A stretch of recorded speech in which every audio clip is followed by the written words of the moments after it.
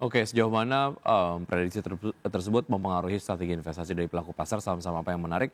Kita akan lanjutkan setelah kita melihat data pembukaan dari IHSG di pukul 9 lebih 1 menit waktu Indonesia bagian Barat. Dapat Anda saksikan di layar televisi pemirsa untuk IHSG di pagi hari ini.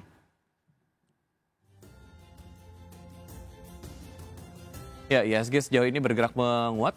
Oh ya, kembali bergerak sempat melemah begitu ya, tapi kemudian kembali ke zona hijau dengan penguatan 0,05% di level 8.128,879. Kemudian saham-saham yang masuk ke dalam jajaran top gainers diantaranya adalah ada Koin, PTRO, kemudian juga ADI, NCKL dan juga IMPC.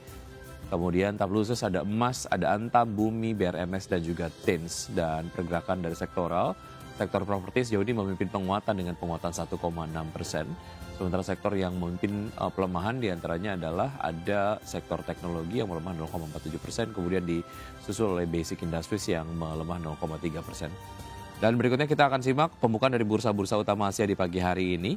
Pemirsa dapat Anda saksikan di layar televisi untuk bursa-bursa utama Asia di pagi hari ini dibuka mix dengan Nikkei 225 dibuka melemah 0,19%. Di level 45.543, kemudian STI Singapura dibuka melemah 0,07% di level 4.287. Kospi Korea dibuka menguat 0,1% di level 3.475 dan Hang Seng Hong Kong dibuka menguat 0,18%. Dan berikutnya kita akan simak saham-saham pilihan pagi hari ini dari Pak Wawan Hendrayana, pemirsa. Yang direkomendasikan adalah ada BBCA, kemudian juga ada Antam dan ada ICBP dengan seluruh saham direkomendasikan buy di pagi hari ini.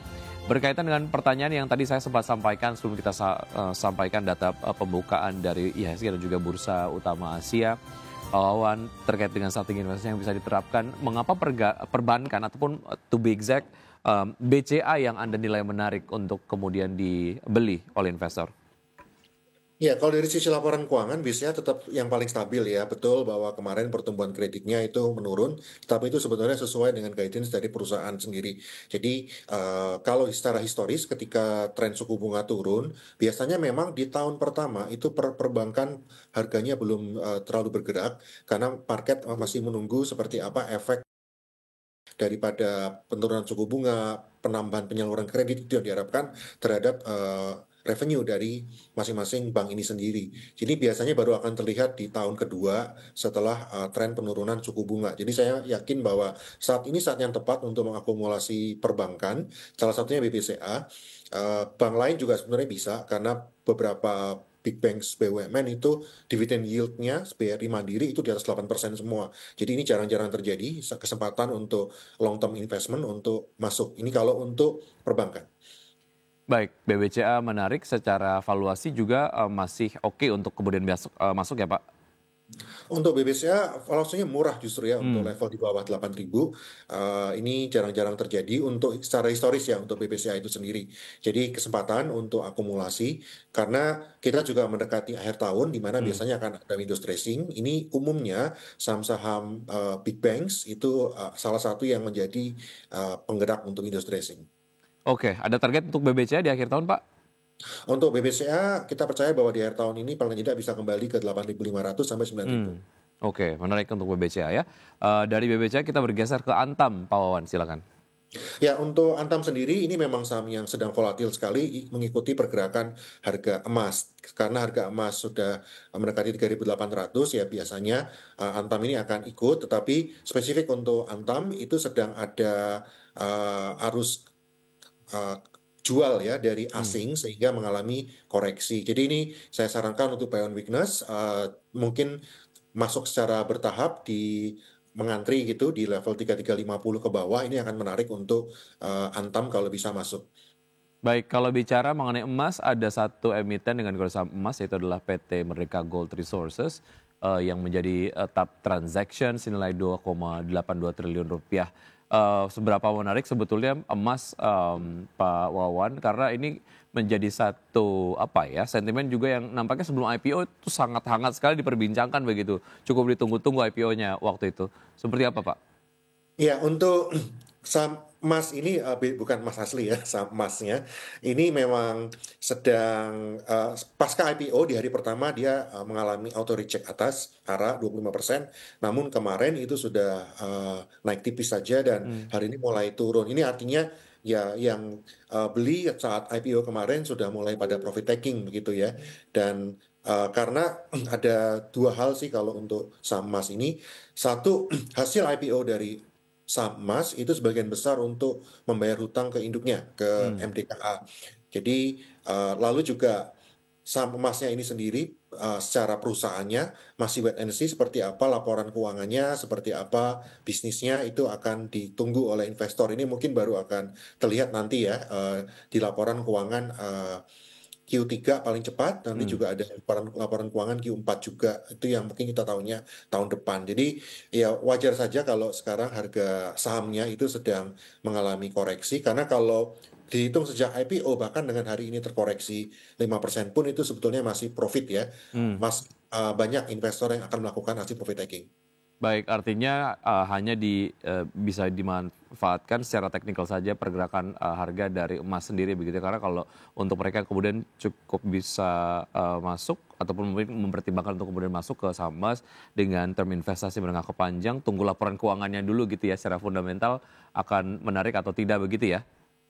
Betul, karena Baik. kalau kita memang, mengacu kepada, oh harga emasnya itu naik, sebetulnya, emiten lain lebih lebih terlihat begitu ya, Hmm. dibanding Baik. emas yang masih baru. Secara historikal laporan keuangannya begitu ya. Baik, dari emas kemudian juga Antam tadi kita sudah bahas, kemudian kita ke ICBP Pak Wawan, seperti apa analisisnya?